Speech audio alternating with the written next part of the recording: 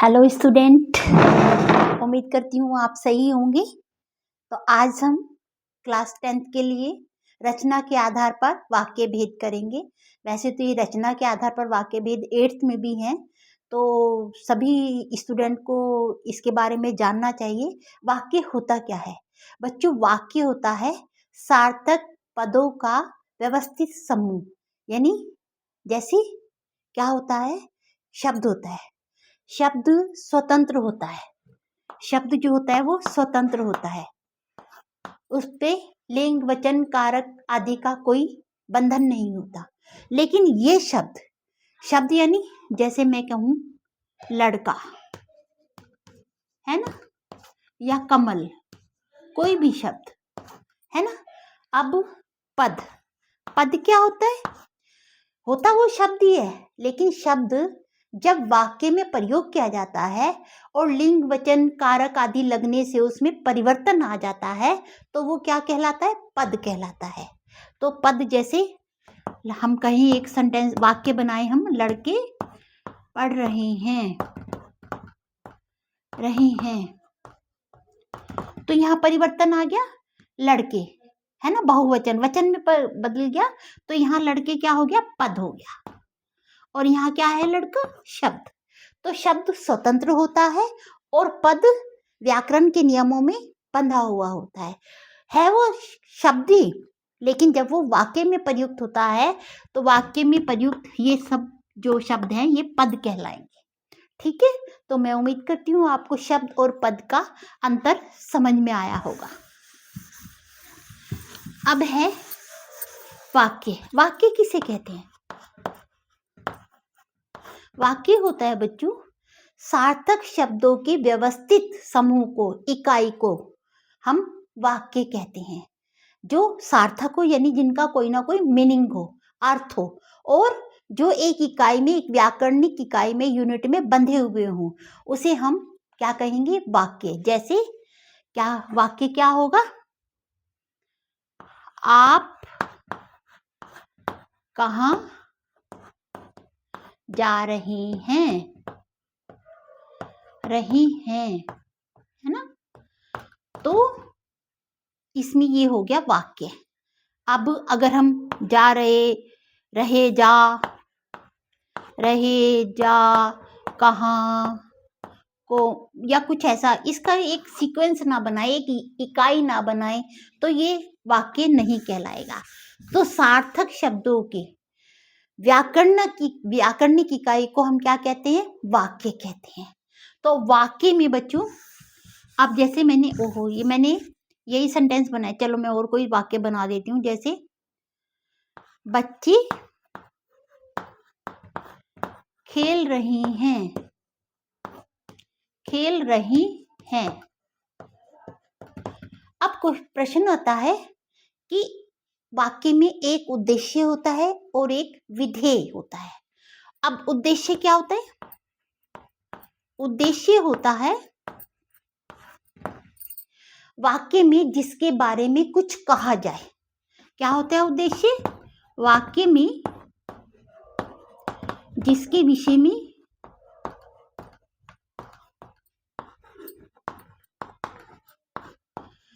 कुछ कहा जाए,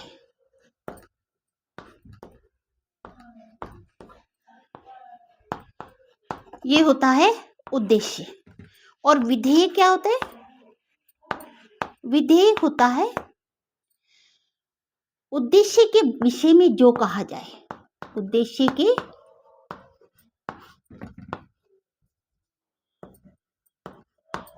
विषय में जो कहा जाए।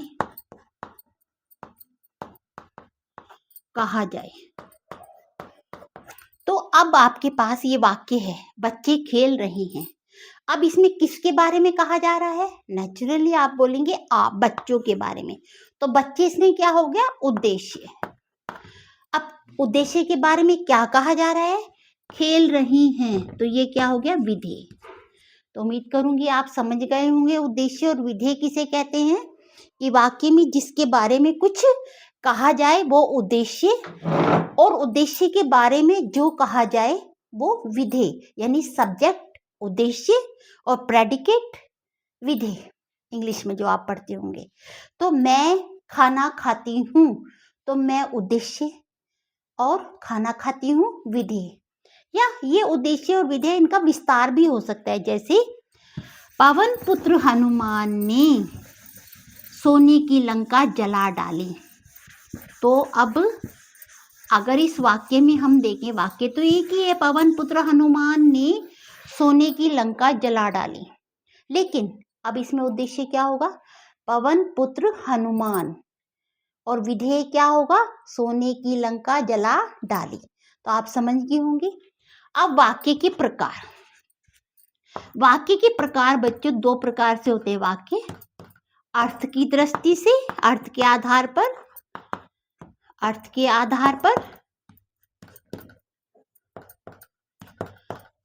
पर और रचना के आधार पर, रचना के आधार पर। अब आपके पाठ्यक्रम में अर्थ के आधार पर आपने 8th और 9th क्लास में पढ़ लिया होगा, संकेतवाचक, प्रश्नवाचक, निषेधात्मक, सरल विधानवाचक, प्रश्नवाचक, ये सारे के सारे है ना, आपने पढ़े होंगे। ये अर्थ के आधार पर है। अब आपके पाठ्यक्रम में क्या है? रचना के आधार पर। तो रचना के आधार पर जो वाक्य हैं वो 3 प्रकार के होते हैं, जैसे सरल वाक्य, संयुक्त वाक्य और मिश्र वाक्य।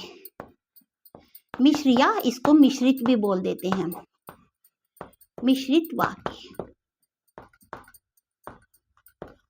ठीक है बच्चों, ये हो गए आपके रचना के आधार पर वाक्य भेद।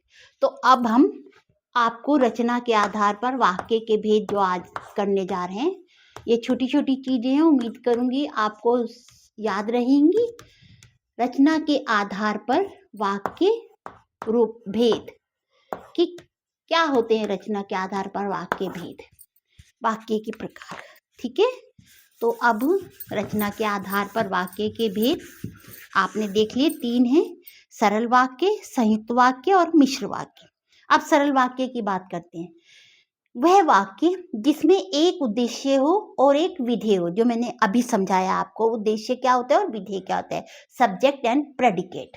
तो उद्देश्य हो, विधेय हो। अब कोई भी सिंपल सेंटेंस, कोई भी साधारण वाक्य आप ले सकते हैं, जैसे सूरज पूरब में निकलता है।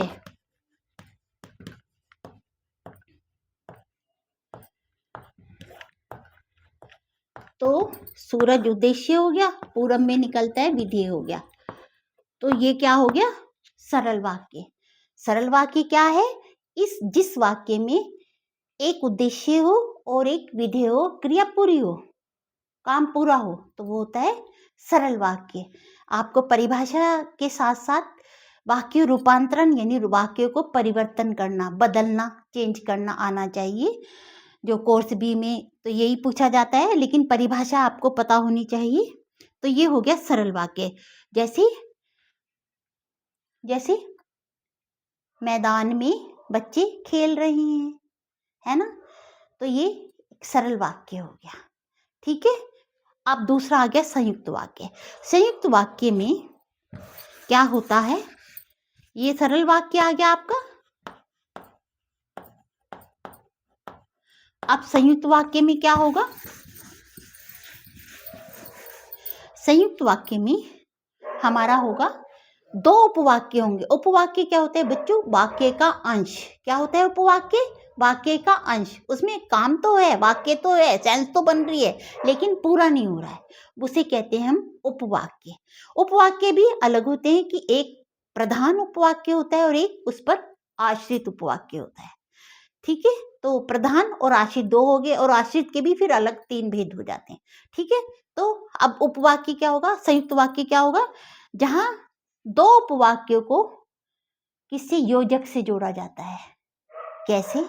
जैसे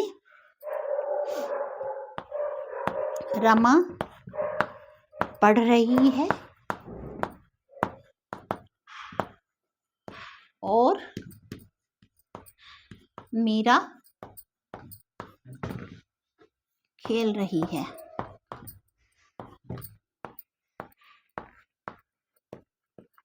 तो और योजक हो गया। योजक वे शब्द जो लिंग वचन क्रिया आदि लगाने से, लिंग वचन कारक आदि लगने से जिनमें परिवर्तन नहीं होता, जो ज्यों के त्यों, इसलिए, किंतु, परंतु, है ना, ठीक है, तथा, पर, ये सब चीजें योजक से जुड़ जाती। तो रमा पढ़ रही है और से जोड़ रहे हैं। मुझे सब्जी खरीदनी थी इसलिए मैं बाजार गया। ठीक है, तो यहाँ पर ये आ गया संयुक्त वाक्य। ये क्या हो गया? संयुक्त वाक्य। अब मिश्र वाक्य में क्या होता है? मिश्र वाक्य में बच्चों होता है एक वाक्य, उसमें वाक्य में एक उपवाक्य तो स्वतंत्र होता है, प्रधान, मेन, और दूसरा उस पर डिपेंड करता है, जैसे निर्भर करता है, आश्रित होता है दूसरा। जैसे अध्यापक ने कहा कि कल की छुट्टी रहेगी। क्या है वाक्य? अध्यापक ने कहा कि कल की छुट्टी रहेगी। अब अध्यापक ने कहा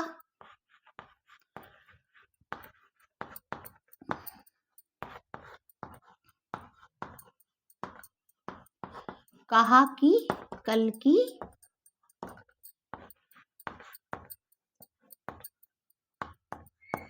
छुट्टी रहेगी।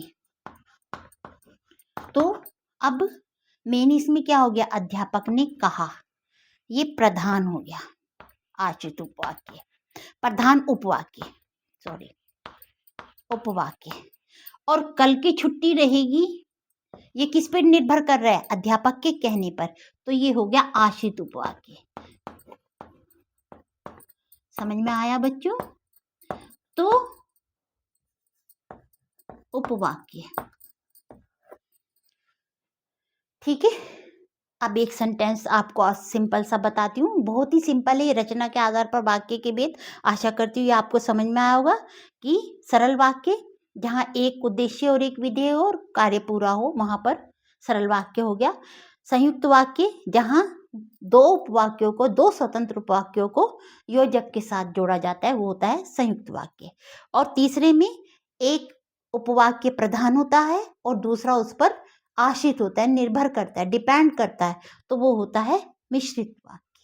तो अब इसे हम सिंपल से सेंटेंस में करते हैं, वाक्य में साधारण सा एक वाक्य बनाते हैं। वाक्य है, मैंने सुबह उठकर चाय पी।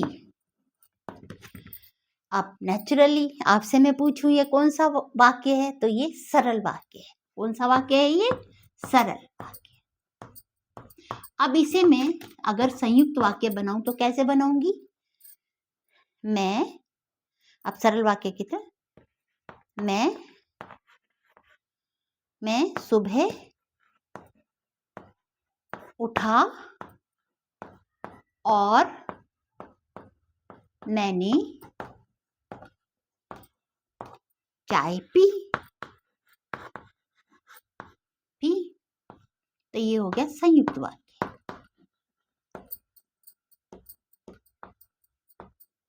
अब इसका अगर मुझे मिश्र बनाना है, एक प्रधान बनाना है उपवाक्य और दूसरा उस पर डिपेंड करना है, तो मैं क्या करूंगी?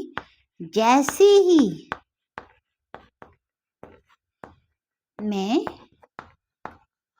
सुबह उठा वैसे ही मैंने चाय पी। तो ये हो गया हमारा मिश्रित वाक्य। बहुत सिंपल है बच्चों, बस प्रैक्टिस की बात है। मैं आपको ये एक दो बार और समझा दूंगी। उम्मीद करूंगी आप मेरी इस वीडियो जो मैंने YouTube पे बना रही हूँ सहमत होंगे और आप इसे सब्सक्राइब करें और लाइक भी करें। मैं ज़्यादा प्रोफेशनल नहीं हूँ, लेकिन मैं चाहती हूँ कि हम अध्यापिका हैं और जो ज्ञान हमारा है वो बांटने से हमेशा बढ़ता ही है। ये सारी उम्र मैंने सीखा है और किया है और एज ए लर्नर ही मेरी लाइफ रही है। तो मैं चाहती हूँ कि आप इसे सीखें अपने जीवन में उतारें, अच्छे नंबर लें और ध्यान रखें और दूसरा कोई ज़रूरत वाला हो उसे भी समझाएं। ठीक है, तो ये सरल संयुक्त मिश्र वाक्य जैसे अब मैं एक सिंपल सेंटेंस आपको और उदाहरण देती हूँ। हरी मिर्च खाते ही मेरा मुंह जल गया, या हरी मिर्च खाते ही मैं सी सी सी सी करने लगा। तो ये सेंटेंस हो गया सरल वाक्य, है ना। अब इसे हरी मिर्च खाते ही मैं सी सी करने लगा, सरल वाक्य। अब इसे संयुक्त में कैसे बनाएंगे? मैंने हरी मिर्च खाई और मैं सी सी करने लगा, सी सी करते मुंह जल गया। अब इसका मिश्र कैसे बनाएंगे? जब मैंने हरी मिर्च खाई तब मैं सी सी करने लगा, या जैसे ही मैंने हरी मिर्च खाई वैसे ही मैं सी सी करने लगा। तो ये हो गया मिश्रित वाक्य। तो उम्मीद करती हूँ ये आपको समझ में आया होगा। थैंक यू सो मच बच्चों, गॉड ब्लेस यू। आप प्रैक्टिस करते रहिएगा।